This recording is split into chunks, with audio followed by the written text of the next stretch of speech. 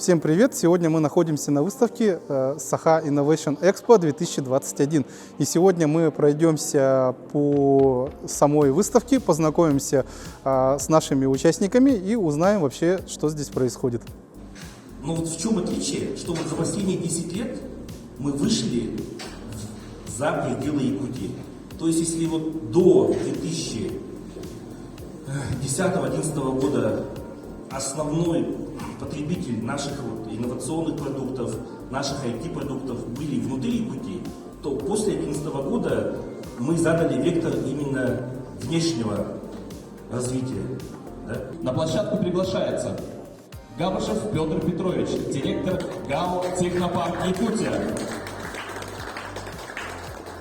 Еще раз поздравляем с вручением отличника инноваций Республики Саха-Якутия. Мярин Александр Николаевич, ответственный секретарь Высшего инженерного совета Республики Саха-Якутия, заместитель председателя комитета по транспорту торгово-промышленной палаты, кандидат экономических наук.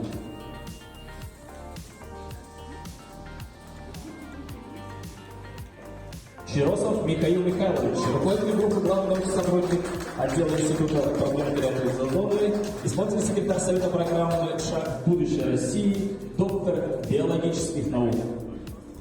Также на площадку приглашаем Слепцова Иннокентия Степановича, менеджера проектов компании «Майтона». Еще раз поздравляем. И для награждения нагрудным знаком «Отличник инноваций Республики Саха-Якутия» также приглашаем Неустроева Михаила Петровича, директора научно-производственного центра «Фотопарк», доктора ветеринарных наук.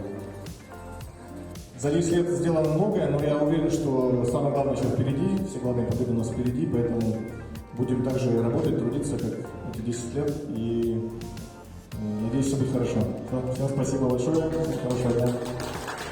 Отрадно отмечать год науки и технологий здесь, именно в Якутии, в таком технологическом лидере Дальнего Востока.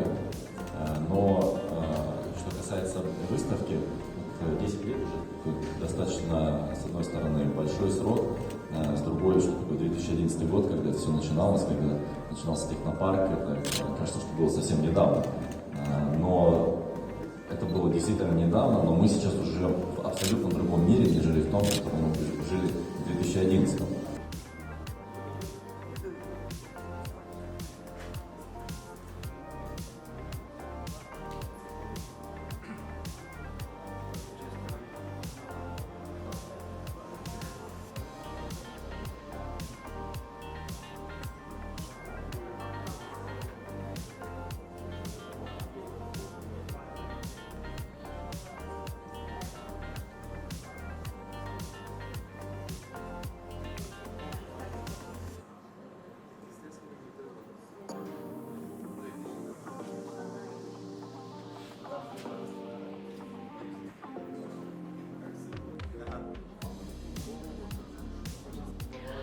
Занимаемся гидропонным выращиванием микрозелени и пшеницы для сока Витграсс.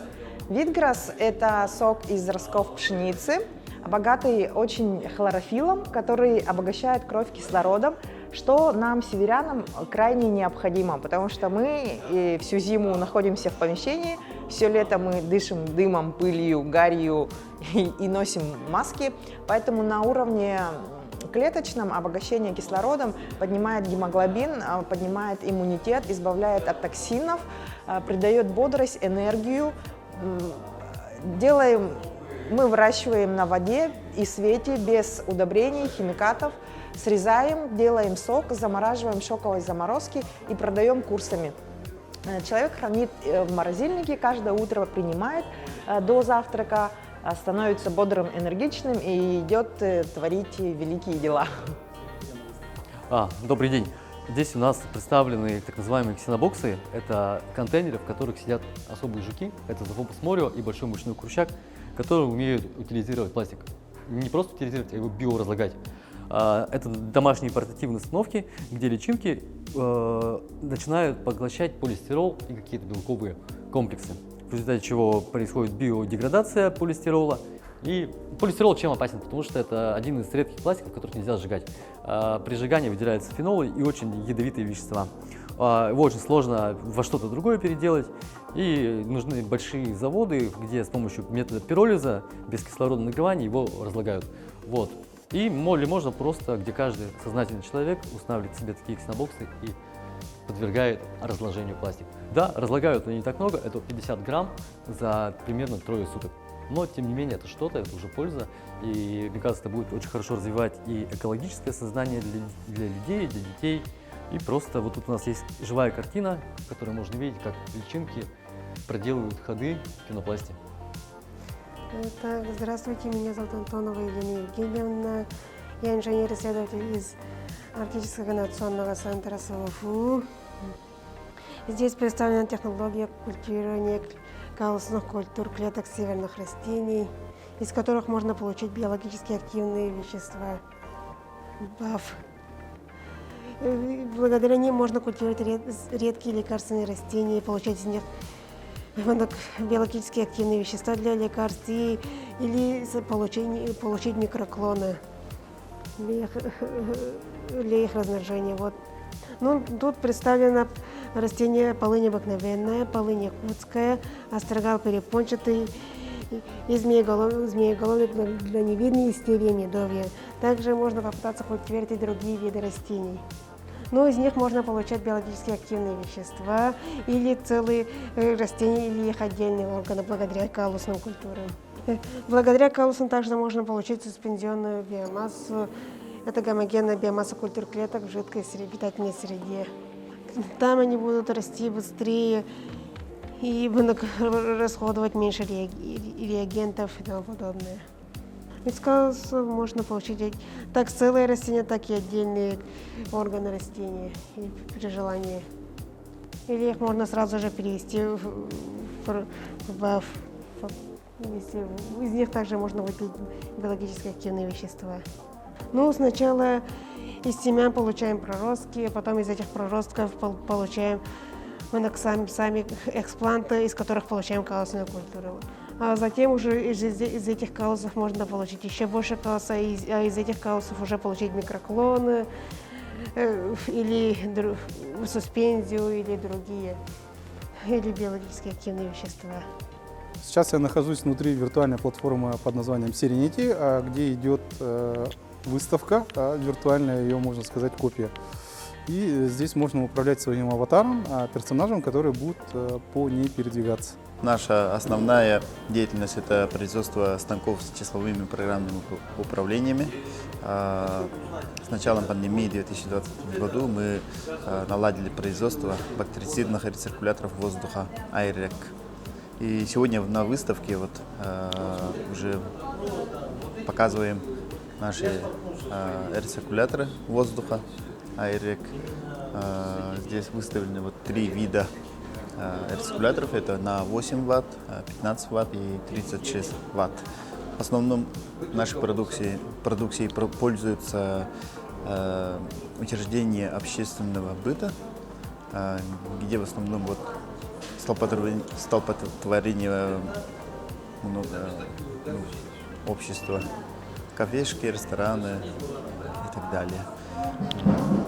Также нашими продукциями интересуются государственные учреждения, те же самые библиотеки, клубы, центры досуга и тому подобное. И частные дома тоже спрашивают, берут, тоже людям очень надо. Но мы производство наладили во время дефицита данного товара, и поэтому такой всплеск производства получилось. Мы производили примерно 4500 экземпляров, которыми на данный момент пользуются практически на всех уголках нашей республики. На данный момент рециркуляторы – это уже не новость, продаются во всех уголках медтоваров, но я думаю, мы занимаем лидирующее место, потому что мы во время дефицита стабильно оснащали все нуждающиеся объекты. Вот.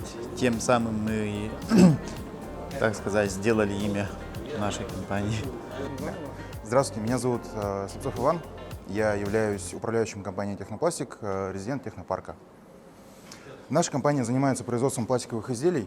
На данной выставке у нас представлены емкости, септики и урны секционные.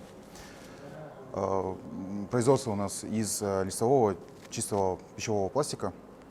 И самое главное, плюс пластика в том, что он еще бывает морозостойким. На примере наших урн,